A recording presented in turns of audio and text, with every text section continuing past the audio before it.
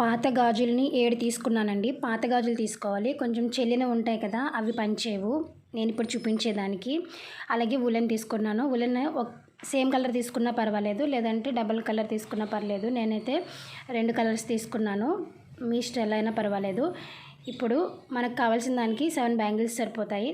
తీసుకున్న తర్వాత ఏదో ఒక కలర్ని నేను ఒకవైపు ఇలా ముడివేసుకుని, తర్వాత ఇక్కడ వీడియోలో చూపిస్తున్న విధంగా ఇలా క్రాస్గా చుట్టుకోవాలండి. చూస్తున్నారు కదా, కింద వైపేమో రైట్ సైడ్ వస్తే పై వైపేమో లెఫ్ట్ సైడ్ రావాలి, లేదంటే పైన లెఫ్ట్ వస్తే కింద రైట్ రావాలి, అలా అనమాట.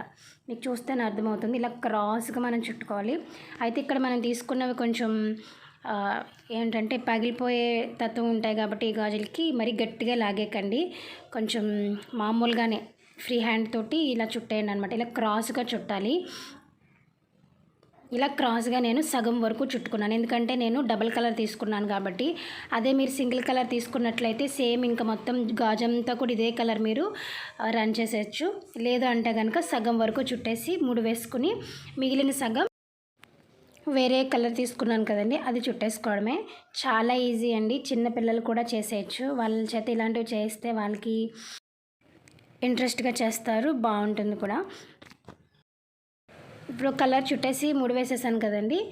ఇప్పుడు దానికి నేను వేరే కలర్ ఇలా ముడి వేసేసుకుని సేమ్ ఇప్పుడు వరకు ఎలా అయితే చుట్టామో అదే విధంగా క్రాస్గా చుట్టాలన్నమాట. పై వైపున లెఫ్ట్ చుడితే కింద వైపున రైట్, ఇలా క్రాస్గా చుడితే సరిపోతుంది. మీకు చూస్తుంటేనే అర్థమైపోతుంది ఈ విధంగా.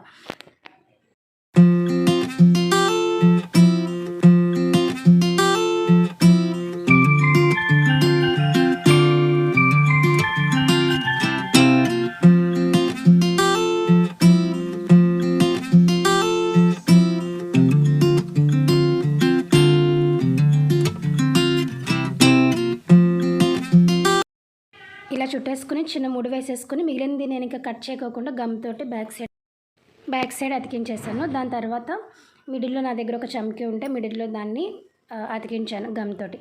అలా నేను ఇక్కడ 7 తయారు చేసుకున్నానండి. తర్వాత ఈ పక్కన పెట్టేసుకుని చిన్న కార్డ్బోర్డ్ తీసుకున్నాను. చూస్తున్నారు కదా, మన ఏంటంటే చూపుడు వేలంత పొడవు ఉంటుందంటే దీనికి ఉలెన్ని ఒక 15 చుట్లు చుట్టుకోవాలన్నమాట. 15 సార్లు అయితే సరిపోతుంది. చుట్టుకున్న తర్వాత ఇక్కడ వీడియోలో చూపిస్తున్న విధంగా కట్ చేసేసుకోవాలి. ఒకవైపు కట్ చేసుకుని ఇంకొక వైపు ఇక్కడ గట్టిగా పట్టుకుని ముడి అనేది వేసేసుకోండి. ఇదేంటంటే కింద మనకి ఫ్లవర్ లాగా వచ్చింది కదా, దాని కింద హ్యాంగ్ చేసుకోవడం కోసం. ఇవి మనం ఎన్ని కావాలన్నా తయారు చేసుకోవచ్చు. నేనైతే ఒకటి తయారు చేశాను. ఇలా ముడి వేసేసుకోవాలి. అప్పుడు దాన్ని పక్కన పెట్టేసుకుని ఈ ఫ్లవర్ లాగా మనం పెట్టుకున్నాం కదండి, దీన్ని ఒకదానితో ఒకటి ముడి వేసుకోవాలి. గమ్తో కూడా అటాచ్ చేసుకోవచ్చు, కానీ ఊడిపోకుండా ఇంకా మనకి స్ట్రాంగ్గా ఉండడం కోసం ఏంటంటే నేనైతే ఉలెన్ తోటే నేను ముడి అనేది వేసేసుకున్నాను అనమాట. అయితే ఇందులో ఉలెన్ దూరడం కష్టం కాబట్టి మీరు ఏం చేస్తారంటే, చాలా చిన్న టిప్ అండి, కత్తిరి లాస్ట్ కొన ఉంటుంది కదా, కొనకి ఆ ఉలెన్ ఇలా పట్టించి కత్తిరితోటి లోపలికి మీరు పెట్టేశారంటే సరిపోతుంది, ఈజీగా అవుతుంది. నేను ఇక్కడ వీడియో సూదితో అయినా కష్టమే, ఉలెన్ ఎక్కదు. మన చేత్తో అయినా సరే మనం ఆల్రెడీ చుట్టేసాం కాబట్టి కొంచెం ఇబ్బంది అవుతుంది. అలా కాకుండా కత్తిరితో అయితే చాలా ఈజీ అనమాట. ఇంకా మనం ఎలా కష్టపడిన అవసరం లేదు.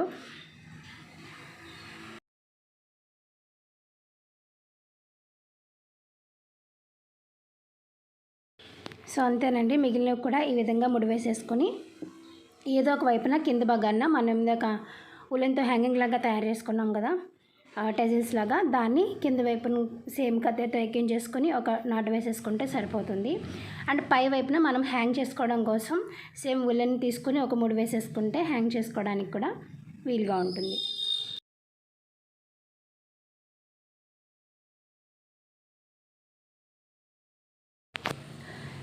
చూస్తున్నారు కదా, పాత బ్యాంగిల్స్ తోటి వాల్ హ్యాంగింగ్ అనేది తయారైపోయింది. ఐ హోప్ మీ అందరికీ కూడా ఈ వీడియో నచ్చిందని నేను అనుకుంటున్నాను.